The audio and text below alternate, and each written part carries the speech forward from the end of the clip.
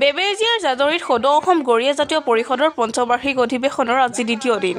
দৃষ্টিনন্দন শোভাযাত্ৰাই মুহিলে ৰাইজক।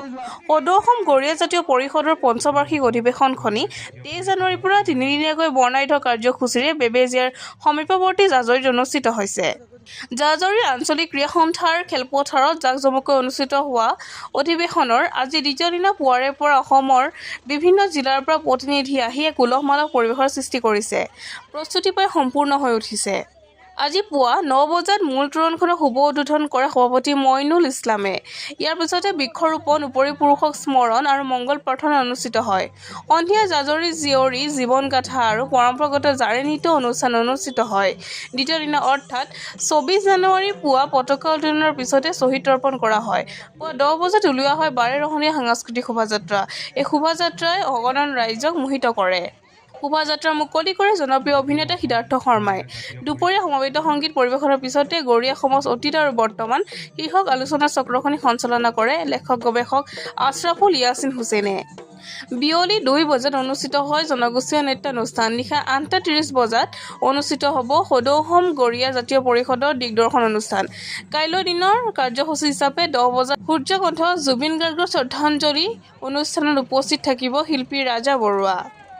দিনৰ 12 বজাত মুকলি সভা উদ্বোধন কৰিব স্থানীয় বিধায়ক ৰমাকান্ত দেউৰীয়ে। মুকলি সভাত মুখ্য অতিথি হিচাপে ভাষণ ৰাখিব বিশিষ্ট লেখিকা ডক্টৰ ৰীতা চৌধুৰীয়ে। সভাত উপস্থিত থাকিব অসম মন্ত্ৰীসভাৰ কেবিনেট মন্ত্ৰী অতুল বৰা, কেশৱ মহন্ত, পীয়ুষ হাজৰিকাকে আদি কৰি কেইবাজনো মন্ত্ৰী, বিধায়ক আৰু জাতীয় সংগঠনৰ নেতৃবৰ্গ। এটা মহান অনুষ্ঠানলৈ ইয়াতে শ্বুটিঙত আছিলোঁ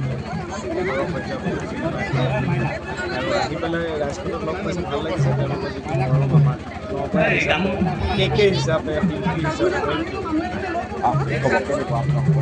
আজি আমাৰ পঞ্চবাৰ্ষিক প্ৰতিষ্ঠানৰ দ্বিতীয় দিন বাহিৰৰ আমি সাংস্কৃতিক শোভাযাত্ৰা। আমাৰ এটা সপোন আছিল যে গৰিয়াসকলক আমি যিটো আমি জনসংখ্যা কম কাৰণে আমাৰ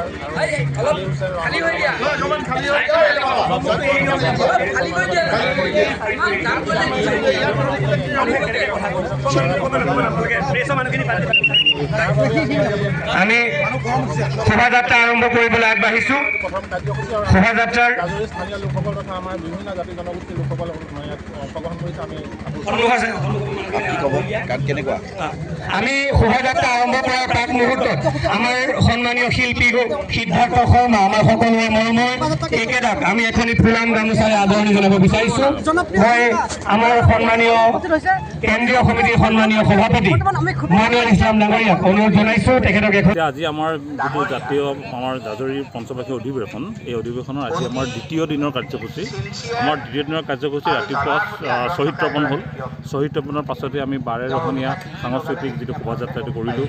যথেষ্ট মানুহৰ সমাগম ঘটিছে, মানুহ যথেষ্ট উলহ মালহ।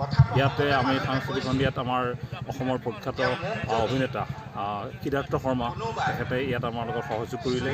তাৰ লগতে সমগ্ৰ আমাৰ অসমৰ বিভিন্ন জিলাৰ পৰা যিসকল আমাৰ বিষয়ববী বা কৰ্মকৰ্তা আহিল তেখেতসকলেও সহযোগ কৰিলে। প্ৰায় মোৰ দেন 7,000 মানুহৰ প্ৰায় উপস্থিতি হৈছে আৰু ইয়াতে আমাৰ বিভিন্ন জনগোষ্ঠীবিলাকৰ যিবিলাক গোট আহিছে তেওঁলোকে অংশগ্ৰহণ কৰিছে। আমি যি ধৰণে আশা কৰিছিলোঁ এটা সফল সাংস্কৃতিক শোভাযাত্ৰা হৈছে বুলি আমি আজি গৌৰৱেৰে ক'ব পাৰিছোঁ। যথেষ্ট আমি আহ্লাদিত হৈছোঁ, যথেষ্ট মানুহৰ সহযোগ হৈছে, আমি যথেষ্ট আহ্লাদিত হৈছোঁ। তাৰ পাছত আমাৰ এতিয়া ইয়াৰ পিছতেই আমাৰ যি আলোচনা চক্ৰ চলি আছে, এই আলোচনা চক্ৰটো আমাৰ গৰিয়া সমাজৰ অতীত আৰু বৰ্তমান, তাৰ ওপৰতে বৰ্তমান আলোচনা চক্ৰ চলি আছে। ইয়াতে আমি অসমৰ কেইবাগৰাকী বিশিষ্ট বুৰঞ্জীবিদ গৱেষকক মাতিছোঁ। আশ্ৰাফুল ইয়াছিন হুছেইনে বাইদেউ সঞ্চালনা কৰিছে অনুষ্ঠানটো।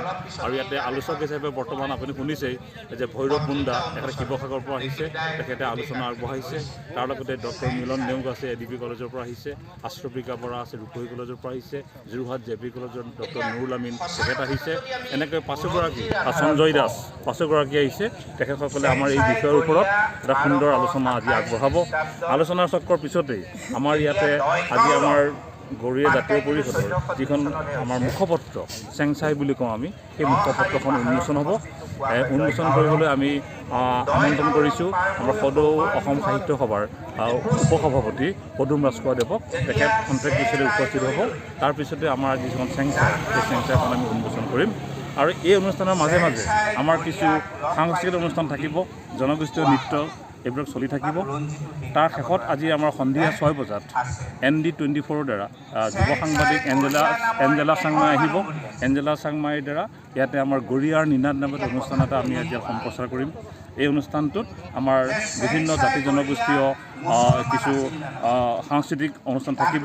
তাৰ লগে লগে আমাৰ গৰিয়াসকলৰ যিবোৰ সমস্যা আমি এইবিলাকৰ ওপৰত আলোকপাত কৰিম। তাৰ পিছতেই আজি আমাৰ আছে দিগদৰ্শন অনুষ্ঠান। আমাৰ যিখন প্ৰতিনিধি সভা আমি সেইখনক দিগদৰ্শন অনুষ্ঠান বুলি কৈছোঁ। আজি আমাৰ শেষৰ কাৰ্যসূচী সেইটো। তাৰপিছতে আজি আমাৰ কাৰ্যসূচী নাথাকিব। অহাকাইলৈ আমাৰ মুকলি সভা হ'ব। যে মুকলি সভা আমি এইবাৰ যথেষ্ট আগতকৈ আমি যথেষ্ট খুব খ্যাতিসম্পন্নভাৱে পাতিবলৈ আমি চেষ্টা কৰিছোঁ।